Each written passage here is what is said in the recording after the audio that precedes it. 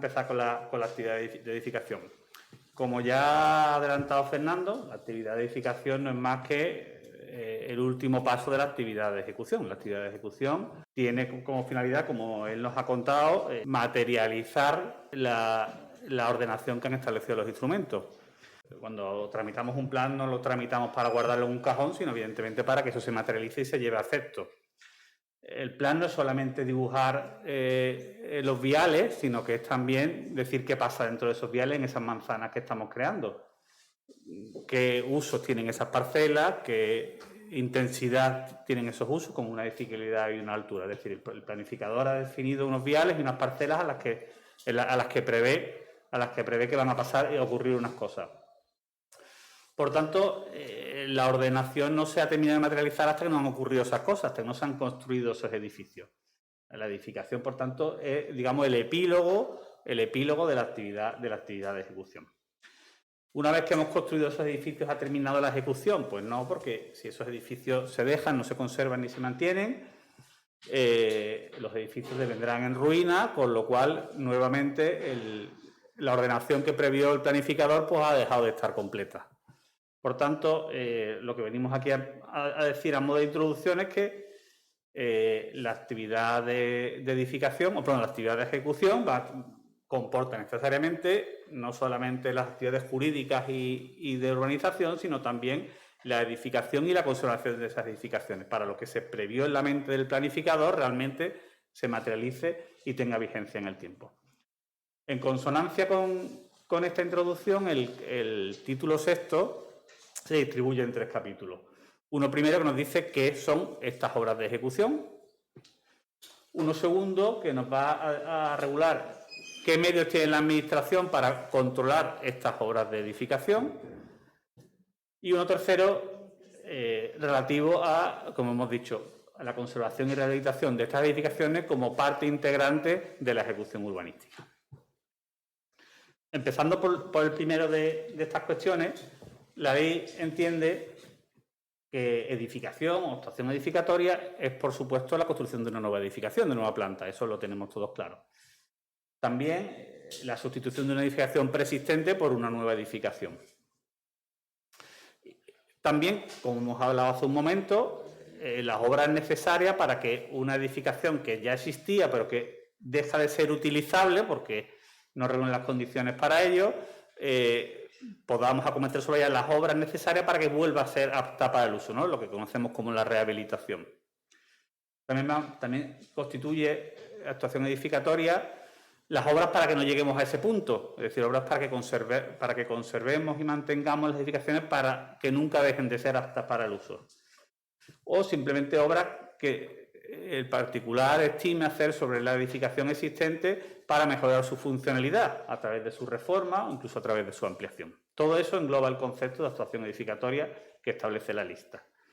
Ahora bien, la ley nos va a distinguir unas particularidades cuando estemos actuando en suelo urbano de cuando estemos actuando en suelo rústico. En suelo urbano empieza recordándonos lo que ya hemos dicho varias veces, que la materialización del aprovechamiento culmina la ejecución urbanística en suelo urbano. Bien. Pero para ello deben darse unos presupuestos. Evidentemente, si estamos dentro de la ejecución, mantenemos los presupuestos de la ejecución que ya ha comentado Fernando. Evidentemente, para ejecutar una ordenación tiene que haber una ordenación. El primer presupuesto es que contemos con ordenación. El segundo, ya hablaba él, que hay un ámbito de ejecución. Pero como estamos al final de la ejecución, estamos en el epílogo, la ley también nos va a establecer más presupuestos. Es decir, no hemos tenido que leer los capítulos anteriores. Es decir, ya no solamente me basta que tenga un instrumento de ordenación y un ámbito de ejecución, sino que la ejecución tiene que estar avanzada. Han debido de cumplirse los deberes de la propiedad del suelo, entre los cuales cobra singular relevancia el de costear las obras y el de urbanizar los terrenos. Es decir, el último de los presupuestos que nos queda para poder edificar es que los terrenos estén urbanizados o al menos se den los requisitos para poder simultanear urbanización y edificación, como nos ha contado Fernando. Bien, la ley también nos recuerda que, bien, hemos cumplido todos estos deberes, ya tenemos el derecho a materializar nuestro aprovechamiento, tenemos el derecho a edificar o a construir. El edificar no solamente es un derecho, nos recuerda la ley, sino que también es un deber. Estamos ejecutando planeamiento y el planeamiento debe ejecutarse. Al igual, digamos, en la otra cara de la moneda.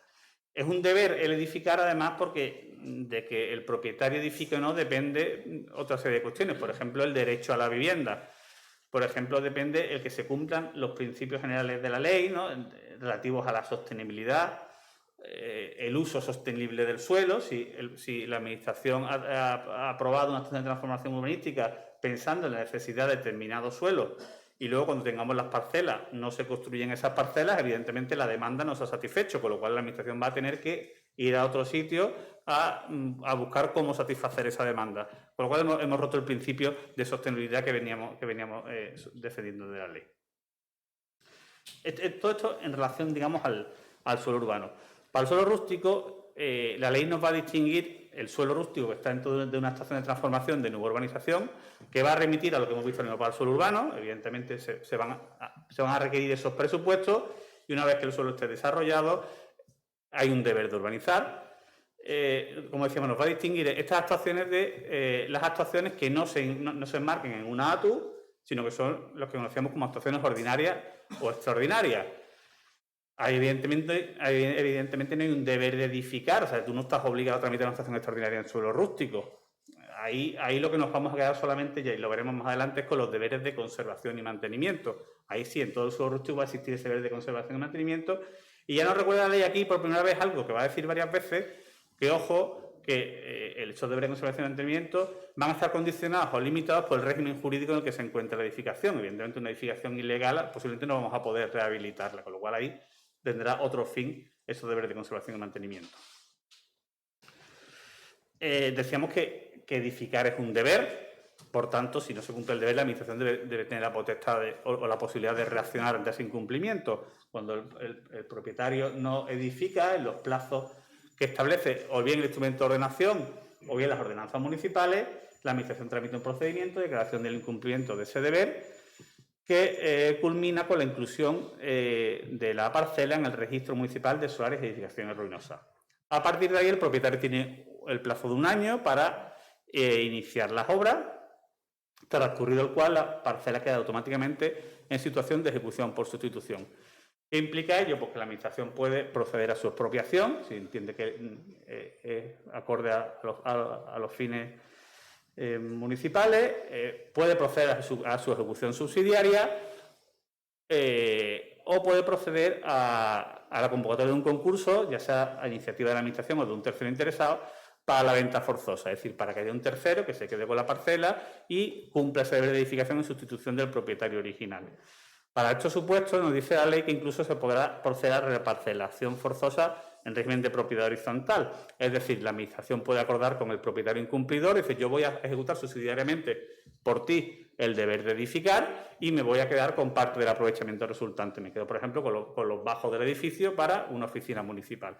O igual con el tercero que ejecuta en sustitución, pues igual podrá quedarse con determinadas viviendas, devolviendo, digamos, las restantes al propietario original del piso, de la parcela, perdón. Bien, segundo capítulo, es, bueno, ¿qué medios tiene la Administración para controlar estas actividades de edificación? Esto que vamos a hablar ahora, en realidad, es disciplina urbanística. Esto siempre lo hemos conocido como la primera de las potestades de disciplina. La disciplina, ya luego nos lo contará Pepe, se compone de 4 potestades y esta es la disciplina, digamos, a priori, el control antes de que las cosas ocurran, ¿no?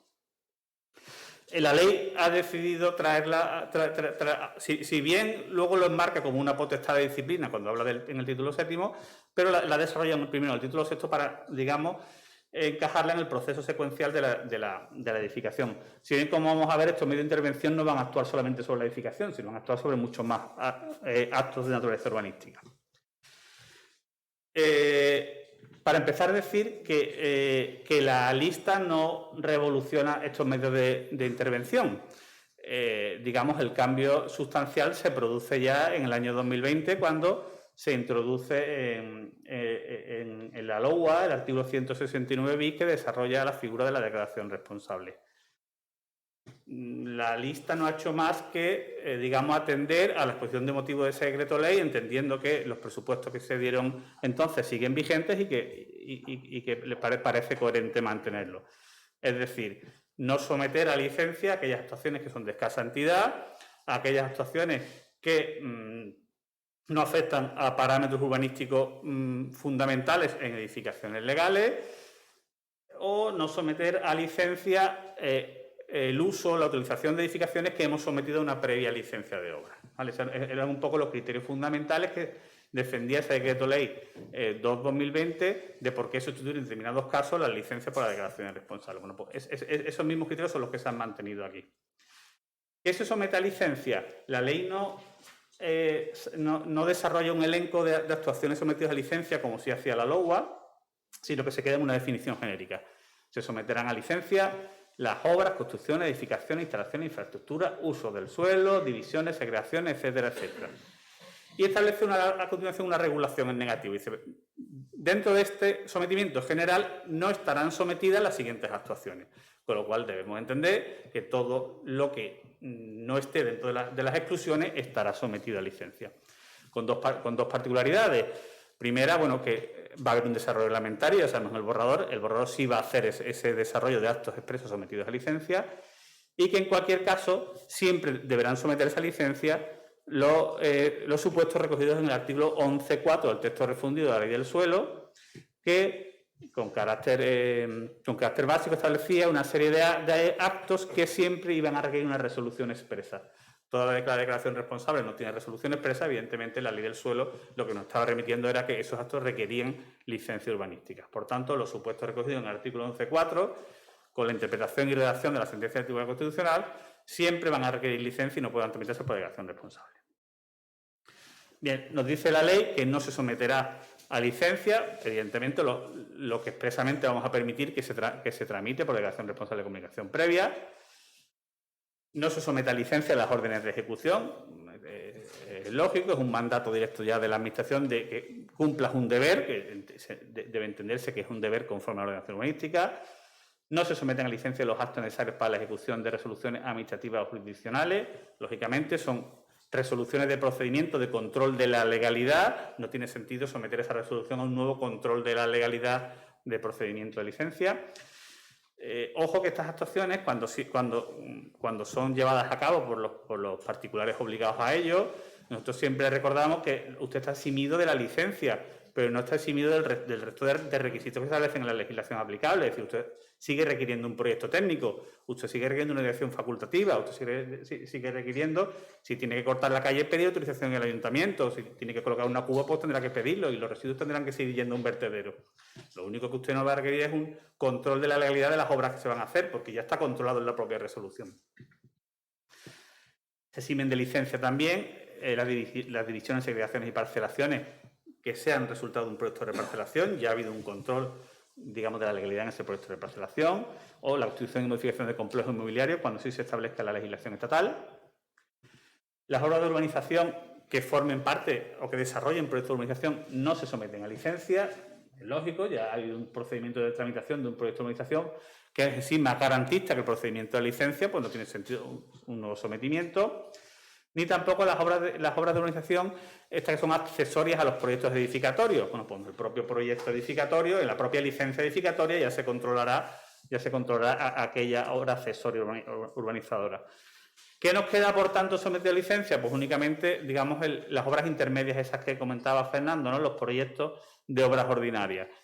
No todas, porque ahora veremos también en el artículo 139 cómo las de naturaleza pública también están excluidas de licencia, con lo cual únicamente los proyectos de obras ordinarias que promuevan los particulares serán las que requieran licencia. En relación al suelo rústico, bueno, esto nunca se había dicho en la ley, pero bueno, que se consideraba oportuno aclararlo, ya que estábamos excluyendo, pues decimos que los usos del suelo están sometidos a licencia, salvo los usos ordinarios en el suelo rústico. Evidentemente, el aprovechamiento forestal, los usos ganaderos, agrícolas, etcétera, no están sometidos a licencia, siempre y cuando, como lo dice aquí, no transformen la naturaleza rústica del suelo. Y siempre y cuando no impliquen la realización de construcciones, edificaciones e instalaciones de obra nueva. ¿Por qué? Porque la realización de construcciones, edificaciones e instalaciones de obra nueva, el artículo 11.4b del texto refundido, nos aclara que siempre requerirán resolución expresa, con lo cual siempre van a requerir licencia. Se excluye igualmente los actos que promuevan las administraciones públicas, que recoge el artículo 139, y aquellos actos promovidos por particulares o por administraciones públicas que la legislación sectorial expresamente exceptúe.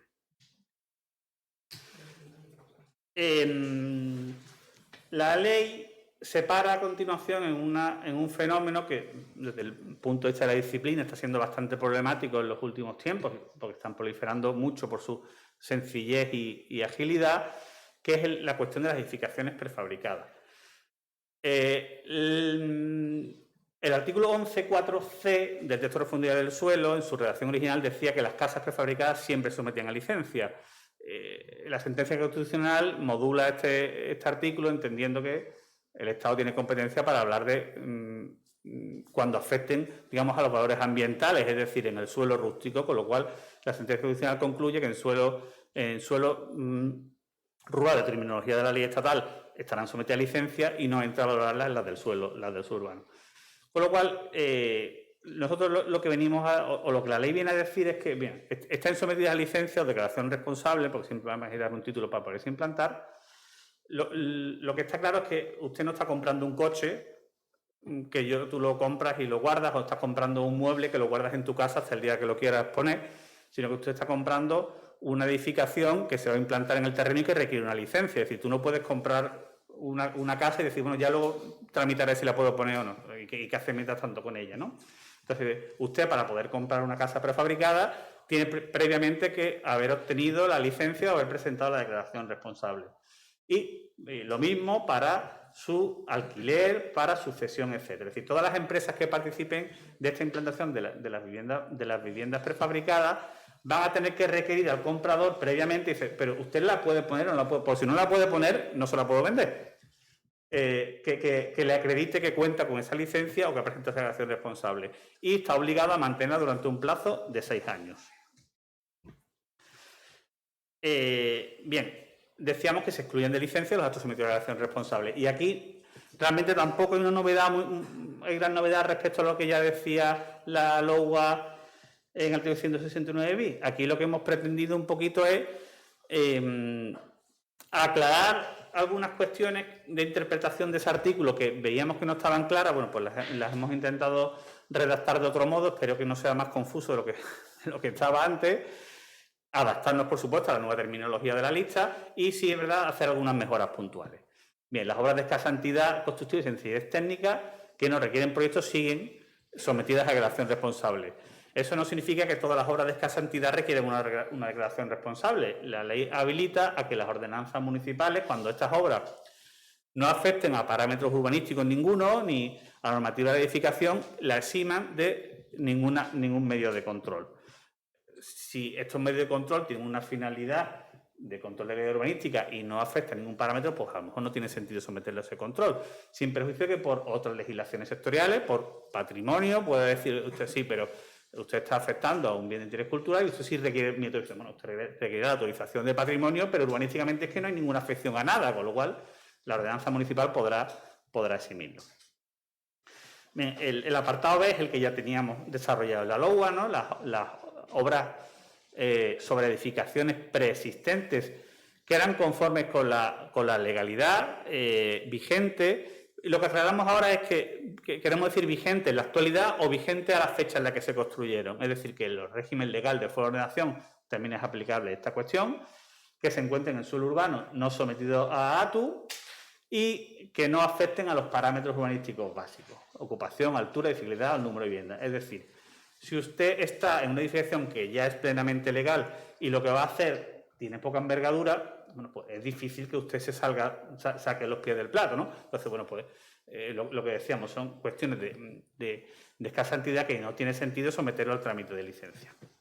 Sí se incorporan como novedad también actuaciones sobre edificaciones en suelo rústico que tengan como finalidad la mejora de las condiciones de eficiencia energética, instalaciones de energía renovable, reducción del impacto ambiental, siempre que no aumente la superficie construida ni supongan obras de nueva planta. Recordemos que las obras de nueva planta siempre están sometidas a licencia en suelo rústico.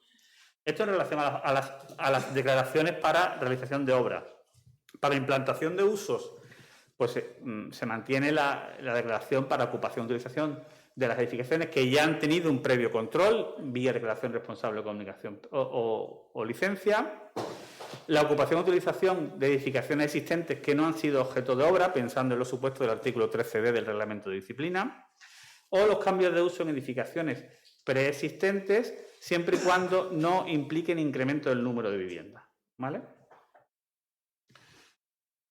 La ley matiza una serie de cuestiones. Bueno, vamos a dar desarrollo reglamentario a la posibilidad de proceder a la ocupación o utilización parcial cuando estén sometidos a declaración responsable, tal y como ya se preveía en el reglamento para la licencia. Nos recuerda que la declaración es directamente ejecutiva desde la fecha de su presentación, siempre y cuando se haya hecho correctamente, es decir, se acompañe de la documentación requerida, ya sea un proyecto técnico o una memoria para las obras, ya sea el certificado final de obra para las obras, para ocupación de obras de nueva planta, ya sea el certificado geográfico para las obras antiguas, y siempre y cuando el particular pues, cuente con todos los informes y autorizaciones previas que la legislación sectorial o la propia lista establezca como preceptiva. Todo ello sin perjuicio del obligatorio control e inspección a posteriori de la Administración municipal. En este sentido hay que recordar el artículo 11.5 del texto fundido del suelo, cuando le dice a las administraciones que si usted va a someter la ocupación y utilización de los edificios a declaración responsable, tiene usted el plazo de 6 meses para comprobar que esas declaraciones de ocupación y utilización son correctas. A partir de entonces, la responsabilidad de los daños y perjuicios a terceros pues, deberá asumirla usted. Vale, bueno, nos recuerda la ley que las actuaciones con declaración responsable de comunicación previa, contrarias a la legislación, que no podrán obtenerse facultades a través de declaración responsable de comunicación previa, contrarias a la ordenación, y que las actuaciones que se desarrollen sin declaración responsable o excediendo lo previsto en la misma se van a considerar a todos los efectos como actuaciones sin licencia y se someterán al régimen de disciplina de las actuaciones sin licencia. Por último, el régimen de las comunicaciones previas, bueno, tal y como nos contaba la LOA, ¿no? Son determinados datos que hay que poner en conocimiento de la Administración para poder ejercer un derecho. Como ponemos, por ejemplo, los cambios de titularidad, el inicio de las obras o el ejercicio de las prórrogas de las licencias. O, por ejemplo, el desistimiento de una licencia o de una declaración responsable ya presentada con anterioridad. Decíamos que las administraciones públicas, la regla general es que, salvo las municipales, sus actos están sometidos a licencia, declaración o comunicación previa, tal y como en la actualidad. Recordamos que las municipales no, en su término municipal, sin perjuicio de que el acuerdo municipal que las apruebe está sometido a los mismos requisitos y produce los mismos efectos que una licencia o declaración responsable. Para las restantes administraciones decíamos que la regla general es que sí, se someten. ¿Qué excepciones tenemos? Bueno, pues la implantación de infraestructuras y servicios técnicos para las que la legislación sectorial establece un procedimiento de armonización con la ordenación urbanística distinto de la licencia urbanística, las obras públicas ordinarias, ya hemos dicho que tampoco se van a someter a licencia, o las obras que amparen los planes especiales de ámbito supralocal. Bien, para todas estas actuaciones, lo que la ley nos habla es de un procedimiento de concertación de la administración actuante con la administración municipal para tratar de acordar el modo en el que se van a implantar estas obras. Y nos recuerda que si para la implantación de estas infraestructuras y servicios públicos fuera necesaria la modificación de la ordenación detallada o de los instrumentos de ejecución, hay una figura que se ha recogido en el artículo 8.4, una figura de convenio interadministrativo que tiene la facultad de modificar esta ordenación detallada y los instrumentos de ejecución. Se efectúan también de licencia o declaración los actos en los que concurra una excepcional urgente interés público, sin perjuicio de la necesidad de enviarlo al ayuntamiento donde se vayan a realizar las actuaciones para que informe acerca de la coherencia con la ordenación vigente, en el plazo de un mes, plazo que se reduce a 5 días para las situaciones de emergencia. Y por último se efectúa también las actuaciones de interés autonómico, las vías que sean promovidas por la administración pública. Las que sean promovidas por los particulares sí se someten a licencia, pero reduciendo el plazo a la mitad. El plazo no se ha variado, la administración tiene 3 meses para notificar la resolución de la licencia y el sentido del silencio tampoco se ha variado. Yo creo que ya nos habíamos puesto de acuerdo por fin y ya entendíamos todos cuál era el sentido del silencio, no lo íbamos a marear más, ¿no? La regla general es el silencio positivo, salvo los supuestos previstos en la legislación básica. ¿Qué dice la legislación básica? Que si las actuaciones que ampara la licencia son contrarias a la ordenación urbanística, el silencio siempre va a ser negativo. Pero si las actuaciones que ampara la licencia son conformes con la ordenación, tendremos que estar al artículo 11.4. El artículo 11.4 dice una serie de supuestos que se someten a licencia y que el silencio siempre es negativo, aunque sean conformes a la ordenación. Bien, pues por tanto tendrán silencio positivo las actuaciones que sean conformes a la ordenación y no estén en los supuestos del artículo 11.4. Eso es un poco, digamos, el resumen de cómo queda el silencio, que es más o menos como estaba antes de la LOA, pero antes de la lista. Se mantiene la obligatoriedad de los informes técnicos y jurídicos, bien por los servicios municipales, bien en su caso por las diputaciones provinciales, sin perjuicio de la figura que ahora aparece de las entidades urbanísticas certificadoras o de los propios colegios profesionales para la preparación de estos informes que en cualquier caso deben emitirse. Es decir, esta actuación de los colegios o de las entidades urbanísticas no sustituye a los informes técnicos y jurídicos. Recuerda, por supuesto, la necesidad de recabar los informes de autorizaciones previos que establezca la licencia sectorial o la propia lista, las autorizaciones o concesiones por ocupación o utilización del dominio público. Y sí aparece como novedad para la licencia la necesidad de que se georreferencie a través de coordenadas UTM tanto la solicitud como la resolución de otorgamiento. En relación a la eficacia temporal de la licencia, salvo que por su carácter tengan vigencia indefinida, como una licencia de ocupación o utilización, la licencia se otorga para un plazo para iniciar y terminar el objeto de la misma, ¿no? Si no dice nada la resolución, pues seguimos con el plazo general de 1 año para terminar, pero 1 año para iniciar y 3 años para terminar. Plazos que se computarán desde el día siguiente a la notificación de la resolución. Plazos que se podrán prorrogar. No hace falta una resolución de concesión de prórroga. La prórroga directamente se comunica a través de la figura de la comunicación previa que hemos hablado, diciendo que, bueno, cumplo los requisitos para prorrogar la licencia y la voy a prorrogar antes de su vencimiento por plazo no superior al original. Para el inicio de las obras, si se ha modificado la ordenación urbanística, nos dice la ley que no se podrá prorrogar la licencia. Transcurridos los plazos de la licencia, o en su caso de las prórrogas que se hubieran declarado, lo que cabe es declarar la caducidad de la licencia, previo procedimiento, con audiencia del interesado para que nos diga por qué realmente no ha podido cumplir la licencia. Una vez que se resuelva esa caducidad, el particular tiene 2 meses para solicitar una nueva licencia. En caso de que no lo haga, pues la parcela quedará en la situación de ejecución por sustitución para que un tercero pueda ejecutar por él, terminar esa edificación o empezarla, si se puede hacer porque es conforme a la ordenación urbanística, o si aquello no se puede, si el particular no ha pedido, el propietario no ha pedido licencia porque es que no se la pueden dar porque es disconforme con la ordenación, pues lo que habrá es iniciar los expedientes de disciplina por parte de la administración. También para la declaración responsable se establece una eficacia temporal. Claro, aquí no hay una resolución que nos diga los plazos, sino que es el propio particular cuando presenta el que habrá de proponer unos plazos, entiendo en base a lo que establezcan las ordenanzas municipales, pero que en ningún caso podrán ser plazos superiores a 6 meses para iniciar y 2 años para terminar. Aquí los plazos sí computan desde la fecha de presentación si la presentación es correcta, con toda la documentación que hemos comentado con anterioridad.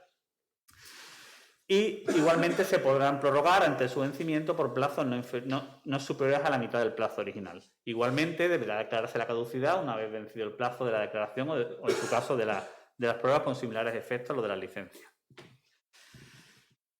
El acceso a los servicios por las compañías suministradoras. Bien, aquí lo mismo, la lista no es novedosa, sino que lo único que he hecho ha sido actualizar el catálogo de resoluciones o actos con los que las compañías suministradoras te pueden dar acceso a los suministros, porque la LOA decía, la obra se contrata con la licencia, perdón, los suministros provisionales se contratan con la licencia de obra, los suministros definitivos con la licencia de ocupación, y ya está. Y en el año 2012 dijo, bueno, si tiene una resolución de AFO y pasan por la puerta los servicios, también puede contratar los servicios con el AFO. Y nos poníamos a hablar y dice, bueno, pero es que hay 10 o 12 resoluciones más que sabemos que se puede hacer ahí. Bueno, pues lo único que se ha hecho ha sido intentar traerlos todos aquí. Evidentemente, la contratación de las obras provisional durante la ejecución de las obras, pues será con la licencia, declaración responsable o comunicación previa, pero también con todos los actos que hemos dicho que sustituyen a la licencia, una orden de ejecución, una resolución una resolución finalizada en procedimiento de disciplina urbanística, etcétera. Con todo eso, la compilación de tiene que permitir contratar los suministros para ejecutar la obra, porque no va a haber una licencia. Y para contratación definitiva, pues algo parecido, ¿no? Se puede contratar con la licencia o declaración responsable, comunicación previa. Ya sabíamos que con la resolución de AFO también se puede, pero también por lógica con la resolución de que la edificación está en régimen legal de fuero de ordenación, pues también se podrá contratar con ella. También con la certificación administrativa de que la edificación se terminó antes de la entrada en vigor de la Ley 65, o con la certificación de que la edificación prescribió antes de la entrada en vigor de la Ley del Suelo del año 90. Y se incorpora, por último, una figura de contratación provisional que no es para la ejecución de unas obras en nuestra edificación, sino que es provisional en cuanto a que tiene vigencia solamente mientras se ejecutan las obras de urbanización, ¿vale? Esto ya estaba recogido en el Decreto Ley 319, la posibilidad de, para las edificaciones terminadas, otorgarles una licencia o una autorización de uso provisional para que, como ya pudieran contratar los suministros mientras se recepcionan las obras de urbanización por la Administración, siempre y cuando previamente se hubieran puesto en servicio de modo individualizado los servicios que ya estuvieran terminados. Bueno, vamos a ir terminando. Se mantiene la obligatoriedad de exhibir un cartel con el título habilitante, la licencia de acción responsable que esté amparando esas obras, con identificación de los distintos agentes de la organización y manifestación, en su caso, de que estamos ante una licencia provisional por determinado plazo. Se mantiene también la obligatoriedad de que la publicidad que se haga de cualquier acto de naturaleza urbanística no puede contener indicaciones contra la ordenación urbanística ni ser susceptible de inducir error. En estos casos son infracciones urbanísticas que se están persiguiendo en la actualidad. Y por último decíamos que el título sexto recoge un último capítulo que es, bueno, forma parte también de la edificación y de la ejecución, la conservación de las edificaciones. Bien, no hay una gran novedad, el deber de conservación, tal y como ya venía recogido en la LOA, es la obligatoriedad que tienen los propietarios de las construcciones y edificaciones de mantenerlos en condiciones de seguridad, salubridad, funcionalidad y ornato público, incorporando como nuevas condiciones la accesibilidad universal y la eficiencia energética, porque así lo establece el texto refundido de la Ley del Suelo, ¿vale? Para el cumplimiento de ese deber, pues el propietario está obligado a realizar los trabajos necesarios para conservar si todavía mantenemos esas condiciones, o para rehabilitar si ya las hemos perdido, ofreciendo la posibilidad de, para alcanzar esas condiciones, utilizar los espacios libres, ya sea de naturaleza privada o pública, tal y como establece el artículo 24 del texto refundido de la Ley del Suelo, ¿vale? Se incluye también dentro de este deber pues las obras motivadas por motivos turísticos culturales o para la mejora de la calidad y sostenibilidad del medio urbano.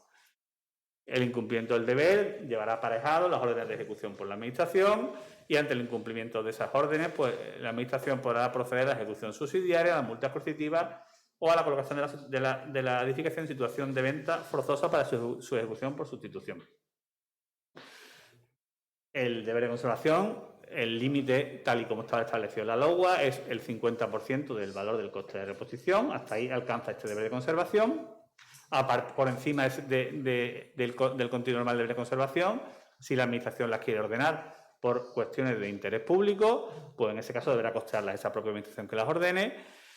Y se establece también la posibilidad, que ya viene recogida en el texto refundido de la Ley del Suelo, de que el continuo normal del deber de conservación se pueda elevar hasta el 75% del coste de reposición cuando nos encontremos ante situaciones de incumplimiento injustificado de las órdenes de ejecución por parte de la Administración.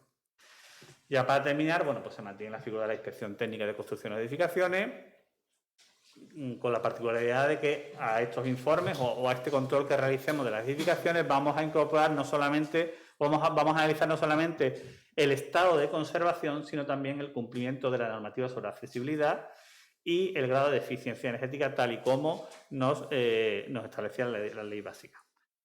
El procedimiento de declaración de ruina no sufre tampoco gran novedad. Únicamente nos recuerdan este procedimiento lo que ya hemos dicho.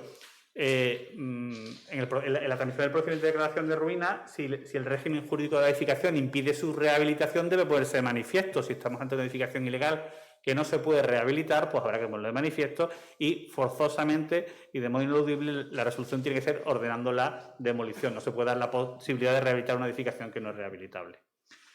¿Vale? Y creo que, bueno, algo hemos recuperado, ¿no? Un poquito. Muchas gracias por su atención.